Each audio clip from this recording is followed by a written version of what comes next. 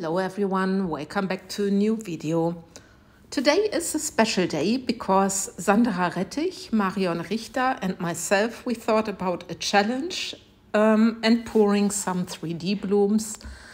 And this is going to be my pour, but please check out Sandra's and Marion's pour because I think they will do also awesome flowers. And of course, I'm very curious how mine are going to turn out.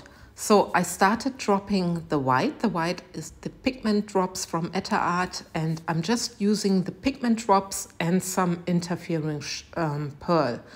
So I'm mixing the berry first into 1 cup. Then I just add a little bit of the Purple Mica because I want them to have a nice sheen, those flowers. I do the same with the white. And then I slowly start to mix till I have the right purple tones because there are going to be a lighter purple and a darker purple and a white. The resin I'm using here is the Ultracast Resin. I let it sit till it had a honey consistency. For me it was round about 40 minutes I had to wait. But of course it's always depending on where you live. If you have springtime or summertime, so you have it much warmer, then you don't need to wait as long. We are still in winter, and when I did this pour, it was still a little bit cold, so I had to wait a little bit longer. So you just need to see and what you're gonna do and just to feel a little bit till your resin is warm enough and has this honey consistency. I never take temperature. You saw me just adding to my pink. I did the third cup with the berry color and with some blue color. And I was still not happy with the color I had. So I added a little bit of blue. So you see what impact it has. And you get such a beautiful, almost like a lavender color. Just a darker lavender. And now I'm gonna do the same with my second cup, and this turned out a little bit bluish. So yeah, you need to just add your colors till you are happy with the tones you want to achieve. So I added a little bit more of the pink color, the berry color, and now I got a really beautiful purple color, and this is what I want to have. I also add to the 1 cup a little bit of the Pearl Mica because, like I said, I want my flower to have a sheen to it. So, and this is my mixing procedure done. And, well, I'm sorry if it takes too long, but sometimes people ask me, how are you mixing your colors? So you see what I'm doing. And I'm really not measuring. I just go with the flow. I really need to admit this. Now I'm just taking my piping bags and I put all the resin into 3 piping bags because I want to pour out of the piping bags.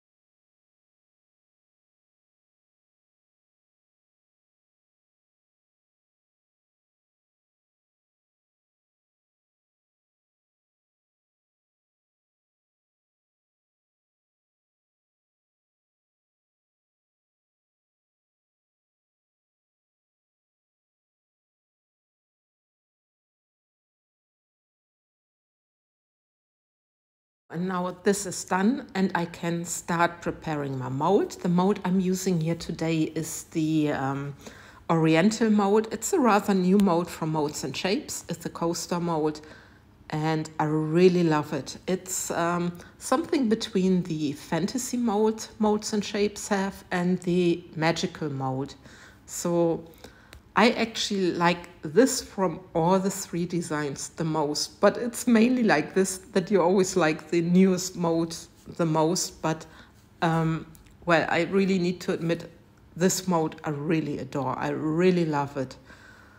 And I'm so thankful to Molds and Shapes, and I helped them also choosing the name. And this was an honor for me that they have chosen one of the names I suggested. And I really think it looks very oriental with the design. And yeah, thank you, Molds and Shapes, again for the trust in giving it a name. So you saw that I took a little bit of resin out of one mold because there was a little bit too much. And now I'm just having a quick torch, and I'm going with my dotting tool just along the edges to see if there are any bubbles trapped in the edges so I can get rid of them.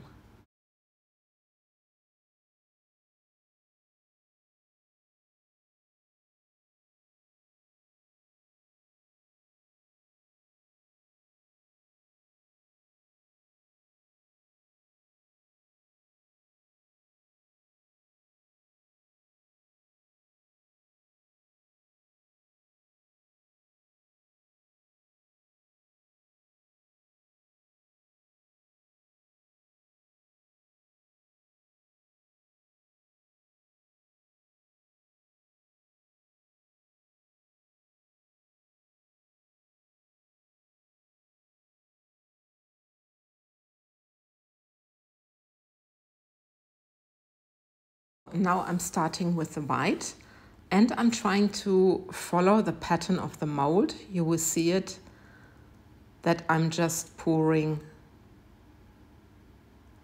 my first color, the white. And this is what I'm doing for all the 4 coaster molds. And sometimes it's not easy just to follow the pattern. You really need to take your time. You need to be patient and not to hurry too much. So I'm quite concentrated, and I'm glad that I sometimes, or that I don't do my talking while pouring, because you would not hear me talking at all. Yeah, because I would just be concentrating. And I think that's why it's better to do a voiceover. Well, for me it is. It's easier. But sometimes you also forget what you've poured. So, yeah. So anyway, now I'm taking my first purple color. And if I'm looking correctly, it's the darker one. But I see this is the thing about the voiceover. I'm not quite sure, but I think it's the darker one. And then I go to the lighter one. So you see, I'm just pouring in circles. And of course, I'm hoping that I don't have any major blobs, but sometimes also blobs add to the depths of your pour. So that's why I'm never so critical. I don't know why some people just tell you you don't want to have a blob because, yeah, flowers also have those stems, flowers are folded, and this is what resin can easily show. I mean, when you have a blob and then it appears to be looking like a folded petal or something like this, and that's why I don't mind to have sometimes a little bit blobs. So now it's lighter purple, and I'm very curious if you can see the different shades of the purples later in the piece. So you will see me end up pouring, not in following the pattern anymore from the mold. I just go in circles, you see it there. I made this video faster because otherwise it takes too long. It's already quite a long video, but you see what I'm doing. I'm just pouring rings and I'm altering the colors. So, and this is me done. And now I can just start doing my flower design. And I'm going from the inside out, and I'm always doing this from where the bows are, not where the tips are. And then I give my piece a little swirl. You see it there. Just from the outside in and a swirl. And you can also see how much the resin already moved. And I'm glad that the resin is, or that the flower is rather over the entire piece. So I'm really curious how this is gonna turn out. So I'm taking you down for a close-up, and this is how it's looking like half an hour later. I love the blending of the purple, and it's awesome if you can mix your own colors. That's why I also love the pigment drops. Of course, you can do it with other pigments as well, but yeah, these pigment drops are awesome, and you have a guide with this where you can also see what ratios and how to mix different colors. So next day, and I can pour the back layer, and I'm using the Passion Purple from Laura's Art Corner. It's a very fine glitter, and I thought it's nice glitter for my back layer. So I'm mixing this very well into my resin. I'm also using the Ultracast Resin for the back layer. And then I'm having the purple. It's a mica from Etter Art. And by the way, all the ingredients like Etter Art, like MoldsandShapes with their awesome and high quality molds, and Laura's Art Corner, everything is in my description box, and you are also finding the discount codes. So all the brands, there's PT10 for 10% discount. Just check it out if you're interested.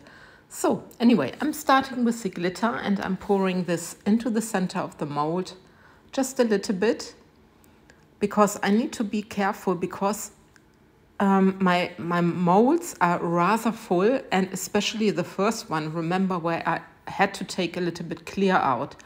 It's really full, so I need to be careful and just pour very gently, so I'm not overfilling too much, or I'm not overfilling at all. But it's sometimes tricky, even though I'm careful, but it just can happen.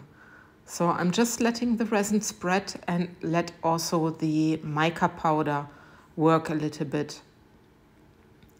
So I wanted to have not a black background, I just wanted to have purple with a little bit sparkle. But you will see it in the final result.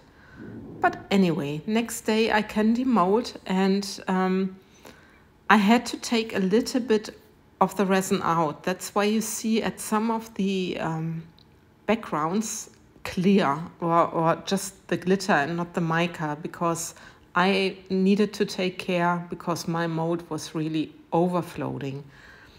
But I don't mind. It's art. It's what you do, and it's handmade, and it cannot always be perfect. And you see things like this are happening to me as well. Sometimes it is how it is. But anyway, just let's have a look. And I'm very curious how these flowers turned out. And look at that. Look at the sparkle. I have a feeling that my video is a tiny bit blurred. I'm not sure. It could be because of the sparkle. It's always difficult that the camera focus. So if you see it a little bit blurry, I'm sorry. I already apologized, but this can happen. And look at this. I'm really happy with those flowers, and I like the slightly different shades of the purple. You will see it in the end result a little bit better, but I'm really happy with them. So the next one, and like you guys know, I always love to have a set of 4, and I think they are all looking quite similar. So this is also something I'm proud of, when you get almost the same result, when you pour the same colors, the same technique. It's sometimes not easy to get this, so I'm very happy about it. Yeah, the camera focused really more on the glitter. I'm really sorry about it, but you will see the end result with a little video. And here you go. I really love them. They're really lying on a bed of glitter. And yeah, with this I love and leave you. Please take your time and also watch the video from Sandra and Marion. I'm sure they do awesome flowers. So again, thanks for watching. Take care, guys. Bye bye.